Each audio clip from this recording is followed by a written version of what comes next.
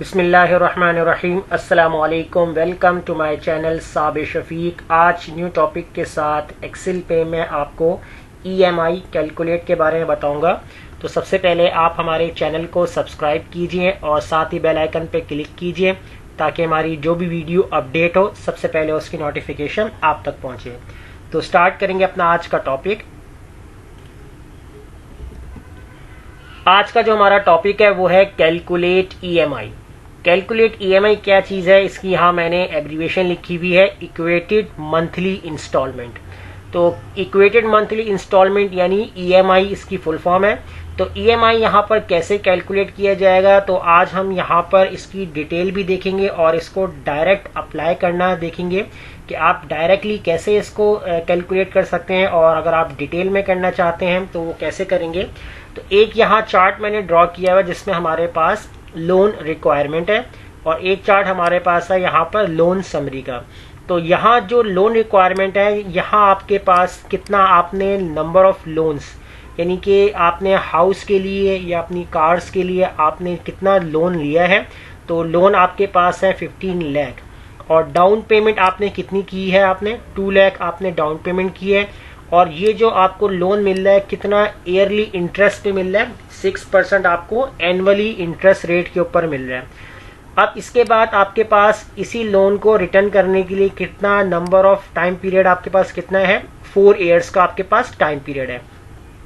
और ये जो 12 आपके पास है लोन पीरियड, ये हमने लिखा है इसलिए क्योंकि हमें इसकी जरूरत होगी यहाँ पर।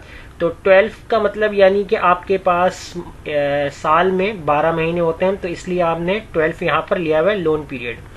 अब लोन समरी बनाते हैं यहाँ पर। तो सबसे पहले यहाँ है हमारे पास मंथली इंटरेस्ट। तो मंथली इंटरेस्ट आप कैसे कैलकुलेट करेंगे, यहाँ जो आपके पास इंटरेस्ट है ये आपके पास है ईयरली, क्योंकि एनुअली आपको इंटरेस्ट मिल रहा है 6%, लेकिन आप मंथली पेमेंट करोगे तो मंथली इंटरेस्ट भी आपके पास आएगा। तो मंथली इंटरेस्ट कितना होगा, तो यहाँ आप लगाएं इक्वल लगाएं, आपने एनुअल इंटरेस्ट रेट वाले सेल को सेलेक्ट करना है, इसको आप डिवाइड कर देंगे 12 से, यानी कि नंबर ऑफ ईयर, यानी कि आपके पास जो ईयर में कितने मंथ हैं, तो नंबर ऑफ मंथ आपसे आपने डिवाइड कर देना है 12 से, एंटर कर देंगे यहाँ पर। तो ये आपका जो इंटरेस्ट है 0.005%, ये आपका मंथली इंटरेस्ट आ गया। अब एक्चुअल आपकी लोन अमाउंट कितनी है, तो यहाँ हम लोन अमाउंट को कैलकुलेट करते हैं। आपने जो लोन लिया था वो 15 लाख था, लेकिन आपने डाउन पेमेंट भी की हुई है, तो लोन अमाउंट कितनी बनेगी, आपने इक्वल लगाना है। आपकी जो लोन अमाउंट है इसको आपने सेलेक्ट करना है, माइनस कर देंगे आप अपनी डाउन पेमेंट से, इसको सेलेक्ट किया और आप कर देंगे यहाँ पर एंटर। जैसे आप एंटर करेंगे तो ये आपके पास एक्चुअल आपकी लोन अमाउंट आ चुकी है। अब आपकी अमाउंट कितनी है, 13 लाख। अब टोटल मंथ आपके कितने हैं, यानी कि आपको जो नंबर ऑफ टाइम पीरियड दिया हुआ है 4 इयर्स का, तो 5 इयर्स 10 इयर्स 15 इयर्स कितने भी हो, तो हम यहाँ कैसे अप्लाई करेंगे, इक्वल आपके नंबर ऑफ टाइम पीरियड जो होगा इसको आपने मल्टीप्लाई कर देना है लोन पीरियड से, यानी कि आपके पास ईयर में 12 मंथ होते हैं, तो आपने इस वाले सेल को सेलेक्ट करना और आप करेंगे यहाँ पर इंटर। तो यहाँ आपके पास टोटल ऑफ मंथ आ चुके हैं 48 मंथ्स हैं आपके पास 4 इयर्स के अंदर। अब हम देखेंगे यहाँ मंथली ईएमआई, यानी कि आपकी जो मंथली ईएमआई है वो कितनी बनती है। तो यहाँ फॉर्मूला लगाएंगे आप पीएमटी फॉर्मूला। तो पीएमटी फॉर्मूला इसकी क्लासेस मैंने अपनी प्रीवियस वीडियो में बना के रखी हुई हैं, आप हमारे साबिर शफीक चैनल में विजिट कीजिए, वहाँ से आप पीएमटी की हमने डिफरेंट क्लासेस के ऊपर वर्क किया हुआ है, तो वहाँ से आप पीएमटी की क्लासेस हम दे सकते हैं। कि पीएमटी जो फार्मूला है मैं आपको बताता हूँ कि ये एक फाइनेंशियल फार्मूला है जिसमें हम लोन कैलकुलेट कर सकते हैं कि बैंक से रिलेटेड कितनी इंस्टॉलमेंट है, कितना टाइम पीरियड वगैरह, तो ये तमाम चीज़ें हम इस तरह फाइनेंशियल फार्मूला का इस्तेमाल करके मालूम कर सकते हैं। तो पीएमटी अब हमने फार्मूला अप्लाई किया यहाँ पर, तो रेट आपके पास आ चुका है। तो रेट आपने सेलेक्ट करना है, जो इंटरेस्ट रेट है वो अब आप सेलेक्ट करेंगे ये वाला, क्योंकि आपको मंथली देने हैं, आपको आपकी ईएमआई चेक होगी, तो आपने मंथली आपने इंटरेस्ट रेट सेलेक्ट करना है। उसके बाद आप कॉमा लगाएंगे और नंबर ऑफ टाइम पीरियड कितना आपके पास 48 मंथ्स है आपके पास, कॉमा, फिर आपके पास है पीवी यानी प्रेजेंट वैल्यू कहते हैं। तो प्रेजेंट वैल्यू आपका अमाउंट कितना आ गया लोन अमाउंट, तो इसको आप सेलेक्ट करेंगे, ब्रैकेट क्लोज करके आप कर देंगे एंटर। तो ये आपका अमाउंट आ चुका है। ईएमआई आपकी जो मंथली बनती है वो कितनी बनती है, 30,530। तो ये रेड में अगर इस तरीके से आ रहा हो तो आप इसको चेंज कर सकते हैं। एक तरीका ये है कि यहाँ से आप कॉमा पे क्लिक कर दें, तो इस तरीके से आप सिंपल हो जाएगी वैल्यू, जो रेड होगा डॉलर का साइन होगा ख़त्म हो जाएगा। दूसरा ऑप्शन क्या है आपके पास, मैं बैकवर्ड कर देता हूँ उसको। मैं फॉर्मूले को आप एडिट करेंगे, डबल क्लिक कर लें और यहाँ जो है आपने प्रेजेंट वैल्यू ली है इसके साथ आप माइनस लगा दें और आप कर दें इसको इंटर। इंटर कर देंगे यहाँ पर तो देखें आपका डॉलर का साइन रहेगा और आपकी जो वैल्यू थी रेड में वो ख़त्म हो जाएगी। बाकी करेंसी अगर आपको चेंज करनी है तो करेंसी आप यहाँ से चले जाएं, डिफरेंट करेंसी आ रही है, मोर अकाउंटिंग में जाएंगे तो यहाँ से आप अपनी करेंसी सेलेक्ट कर सकते हैं। कंट्री वाइज जो आपको करेंसी सेलेक्ट करनी है वो आप यहाँ से सेलेक्ट कर लें। तो मैं यहाँ से फ़िलहाल RS वाली जो करेंसी है वो सेलेक्ट कर रहा हूँ, रुपीस वाली। तो इस तरीके से मैंने सेलेक्ट कर ली। अब हम क्या करते हैं, चेक कर लेते हैं क्या आपकी जो मंथली EMI बन रही है, क्या अगर आप इसे हर मंथ पे करते हैं तो 48 मंथ तक आपका क्या यही अमाउंट आपके पास बन जाएगा, यानी आप अपना लोन दे चुके होंगे।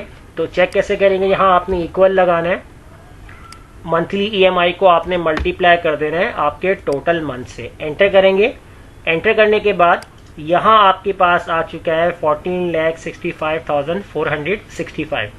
तो आपका अमाउंट चेक हो चुका है लेकिन आपकी लोन से ज़्यादा है। उसकी वजह यह है कि जब हम मंथली इंस्टॉलमेंट देते हैं तो हमें कुछ रकम यानी कुछ अमाउंट ऊपर देना पड़ता है। कितना अमाउंट आपका ऊपर जा रहा है यानी कि तो डिफरेंस में आते हैं। तो डिफरेंस में आप क्या करें, इक्वल लगाएं, इसी वैल्यू को सिलेक्ट करें, माइनस कर दें जितना आपका लोन था एक्चुअल, तो आप एंटर कर दें।